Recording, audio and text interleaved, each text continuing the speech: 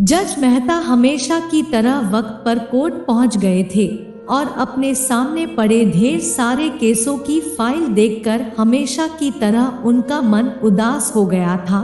जब से वे जज बने थे उन्होंने हजारों केसेस की सुनवाई की थी और इन सब में मारामारी, धन दौलत, जमीन के लिए लड़ाई, स्त्रियों के लिए लड़ाई, चोरी चकारी लूटपाट, इन सब के अलावा और कुछ खास नहीं होता था।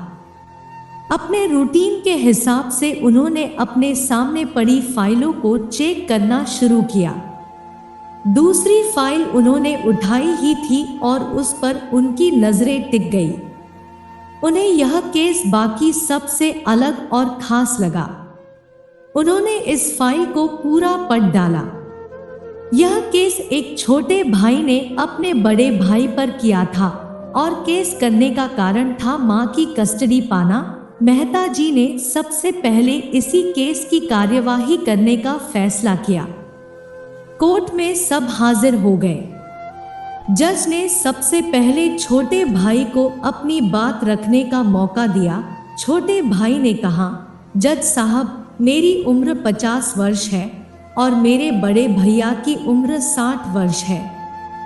हमारी माँ जो 90 साल की है वह बड़े भाई के साथ ही रहती है, लेकिन अब मैं चाहता हूं कि माँ बाकी के बचे वर्ष मेरे साथ रहकर बिताए।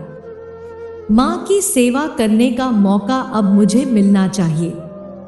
मैंने बड़े भैया को काफी समझाया कि अब आपकी भी उम्र हो चली है, अब आपकी सेहत भी अच्छी नहीं रहती और आप दिल के मरीज भी हैं। मैं अभी स्वस्थ हूँ, इसलिए बेहतर यही होगा कि माँ की सेवा करने का मौका अब मुझे दिया जाए। वैसे भी माँ पिछले 40 सालों से उनके साथ ही तो रह रही है, क्या मेरा हक नहीं बनता कि माँ मेरे साथ भी रहे?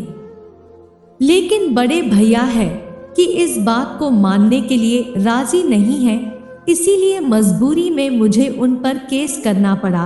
अब बड़े भाई की अपनी बात रखने की बारी थी।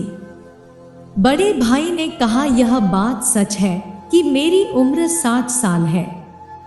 यह बात भी सच है कि अब मेरी सेहत पहले जैसी नहीं रहती, लेकिन उतना ही सच यह भी है कि मैं सिर्फ जिंदा रह पा रहा हूँ तो इसलिए क्योंकि मेरी माँ मेरे पास है।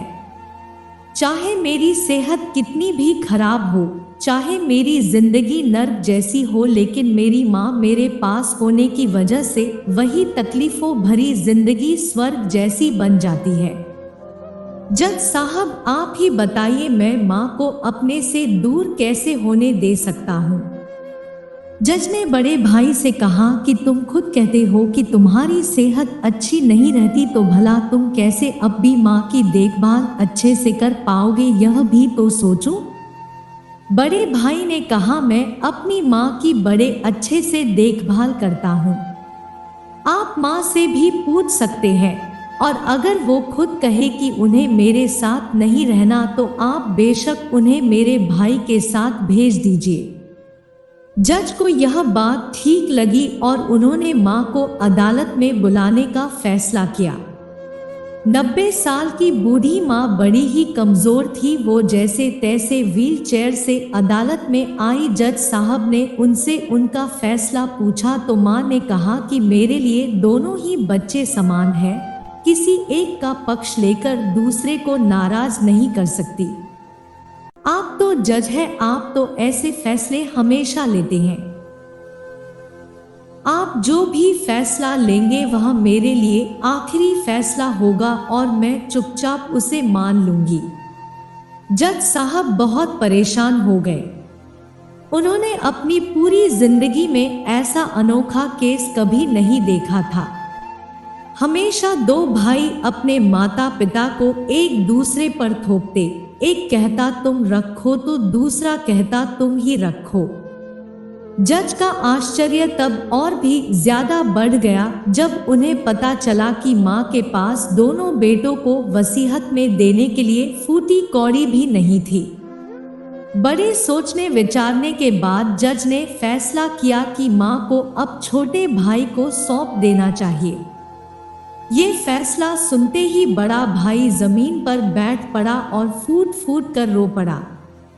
उसे रोता देख कोर्ट में हाजिर सभी के साथ जज की भी आंखों से आंसू बह निकले। दोस्तों, आपने भाई भाई की लड़ाई बहुत देखी होगी, लेकिन जैसे इन दोनों भाइयों ने अपनी मां के लिए लड़ाई की वैसी अनोखी लड़ाई कभी नहीं देखी होगी।